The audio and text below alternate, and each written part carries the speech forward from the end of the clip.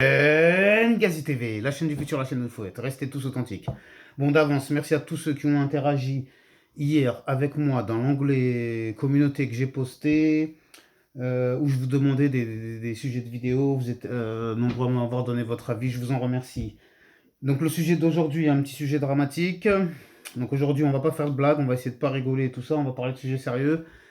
C'est la mère, hein. Oui, oui, c'est bien ça, la mère du rappeur Zola. Qui est décédé d'un accident tragique de la route, hein. Accident de circulation, on va dire. Donc ce rappeur Zola, ceux qui ne connaissent pas, c'est un petit peu une des nouvelles étoiles montantes du rap français. Il vient du 91, hein, Évry-Courcouronnes, même si apparemment il aurait grandi dans la ville de Lure, en Haute-Saône ou Haute-Loire, pardon, je ne me rappelle plus, mais c'est dans l'est de la France. Et justement, c'est dans cette ville d'où il est originaire où sa mère a été victime d'un accident de voiture en se rendant au travail. Elle était en vélo, et il y avait un homme de 75 ans derrière elle qui la suivait, il l'a percuté, et bah, suite à cela, un accident mortel, donc paix à son âme, hein, que Dieu lui accorde ou lui ouvre les portes du paradis. Toutes mes condoléances au rappeur Zola, bien évidemment.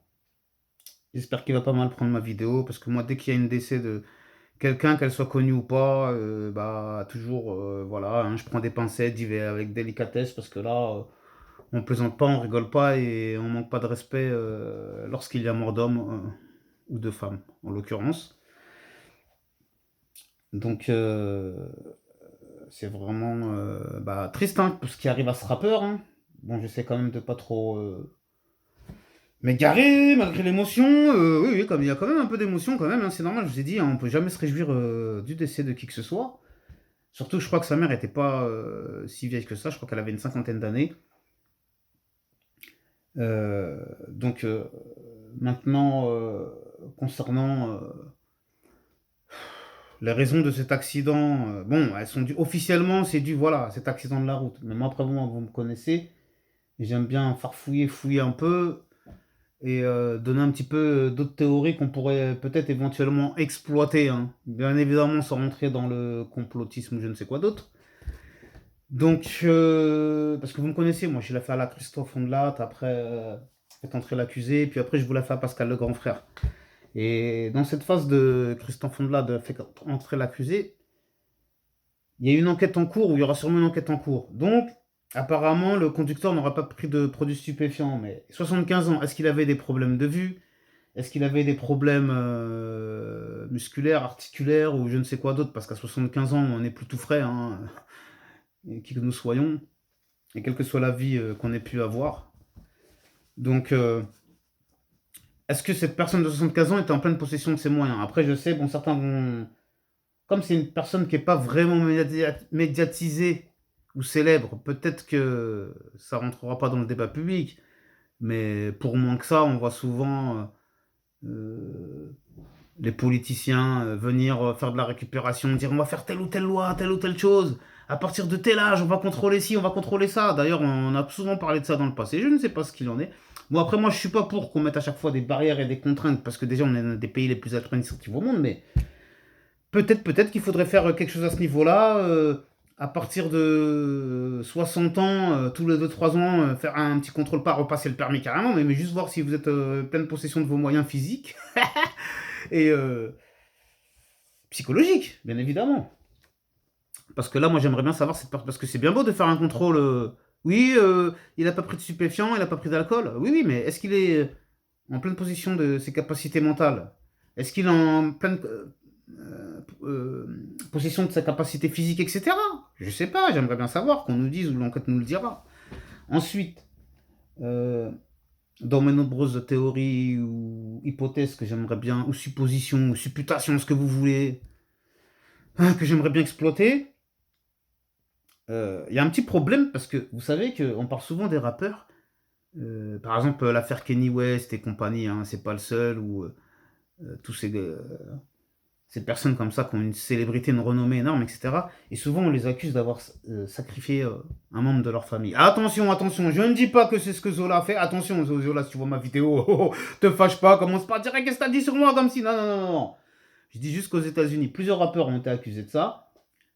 Et je me dis que. J'espère que ça n'a rien à voir à ça. Mais je me dis, ça fait une coïncidence de plus. Moi, je suis comme un policier. Je regarde les indices, je les accumule les uns aux autres. Je regarde, est-ce que ça tient la route, oui ou non? Est-ce que c'est cohérent, oui ou non? Est-ce que c'est possible, oui ou non? Est-ce que c'est impossible, etc.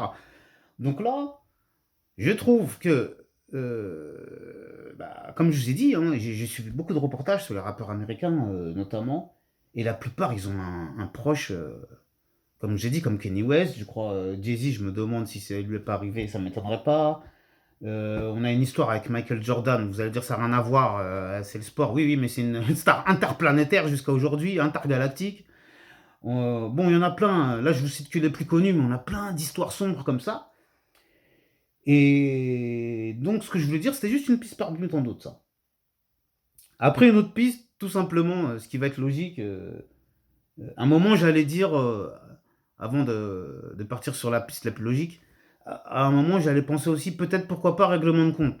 Parce qu'apparemment, je crois qu'il a des problèmes avec pas mal de gens. Donc, à quoi c'est dû? Est-ce que c'est des business passés, à des manques de respect, des insultes, à des bagarres du passé, à des dettes du passé, je sais pas, je sais pas, je sais pas. Donc, quand vous avez des gros problèmes comme ça, qu'on n'arrive pas à vous atteindre des fois, on s'en prend à votre famille. Je dis pas ce qui s'est passé. Surtout qu'apparemment, la personne qui était au volant, une personne de 75 ans, je ne le vois pas trop impliqué dans une histoire de règlement de compte. Hein. Ce serait extrêmement rare. Ce serait un cas extrêmement rare. Donc, sur ça, déjà, je pense qu'on peut éliminer cette théorie. Oui, oui, je sais, je vous ai dit, on fait un petit peu les inspecteurs Colombo, là. Et, l'hypothèse la plus plausible, hein, qui tiendrait le mieux la route, ce serait tout simplement la fatalité et le destin. Personne n'est à l'abri de cela, ni moi, ni vous. Là, on est là en train de parler, et puis demain, on peut apprendre une mauvaise nouvelle. Donc maintenant, ce que je tiendrai à vous dire, quand il vous arrive ce genre de choses, Zola, j'espère que tu vas m'écouter là. J'espère que tu vas suivre cette vidéo, et que tu vas tomber dessus par hasard, ou qu'on va te la relayer. Donc, j'espère que je ne vais pas perdre mes mots. Oui, voilà, c'est ça que je voulais t'expliquer, Zola. Moi, ou vous, les viewers, ou ce que vous voulez. Moi, j'ai une maladie très grave, qui a failli me rendre aveugle, et jusqu'à aujourd'hui, je me bats pour ne pas finir aveugle. Et je me suis posé des questions, où les gens ont dû se poser ces questions. Mince, j'ai plus beaucoup de batterie, bon c'est pas grave, je vais faire vite. Et les gens, ils ont dû se poser la question en se disant, mais est-ce que c'est pas bien fait ce qui lui est arrivé? Est-ce que c'est pas un karma? Il y en a qui vous disent, ouais, bien fait, il vous le dit pas en face, mais voilà, c'est ça, dès que vous avez le dos tourné, bien fait. Et puis, il y a l'autre côté, le côté de se dire, ne t'inquiète pas, ce n'est qu'une épreuve de Dieu, Dieu t'aime, lorsque Dieu t'aime, il t'éprouve. Il y en a qui vont dire, mais qu'est-ce que tu me racontes? Pourquoi Dieu s'il nous aide? Pourquoi il nous éprouve, etc. Il suffit de voir les prophètes, non? Moïse, il a été éprouvé. Jésus, il a été éprouvé. Le prophète Mohamed, Allah salam, paix à son âme, et à tous les autres prophètes, il a été éprouvé. Donc, à partir de ce moment-là, nous, on est qui? Moi, je suis qui pour pas être éprouvé? Zola, il est qui pour pas être éprouvé? Vous êtes qui pour pas être éprouvé? Et lorsque Dieu vous éprouve, vous donne une épreuve, c'est qu'il vous aime et qu'il vous réserve quelque chose de meilleur derrière tout ça. Donc je suis content qu'on en finisse sur cette note positive à la fin, philosophique, artistique, religieuse, ce que vous voulez, à vous de savoir. En tout cas, toujours est-il, encore une fois, toutes mes condoléances à Zola, paix à l'âme de sa mère, que Dieu lui ouvre les portes du paradis, que Dieu nous pardonne pour nos péchés, car nous n'avons pas conscience de la gravité de nos actes, que Dieu vous protège. Prenez bien soin de vous et de vos proches. Amen, amin, shalom, pas de jaloux, à bientôt, restez tous authentiques. C'était un plaisir malgré cette histoire tragique. J'espère que je n'ai pas commis d'erreur et j'espère que je n'ai manqué de respect à personne. Oui, oui, on prend des pincettes de tous les côtés. Moi, je ne veux aucun problème de qui que ce soit. Que ce soit YouTube, Zola ou je sais pas qui, ou... Non, non, non, non. J'aime bien, j'essaie d'être droit dans mes baskets. Et de pas dire de sottises ou... Je tourne cette fois ma langue dans la bouche avant de dire une connerie. Je vous conseille de faire pareil chez vous. Allez, à bientôt, restez tous authentiques. Merci. Ce sera la petite dernière morale de la fin. Allez, à bientôt. Merci. Et n'oubliez pas de vous abonner, je l'ai même pas dit. Putain, je suis dingue, moi. Ah là là là. Ouais, bah oui, trop d'émotions. Allez, likez ce que vous voulez, commentez. À bientôt, merci.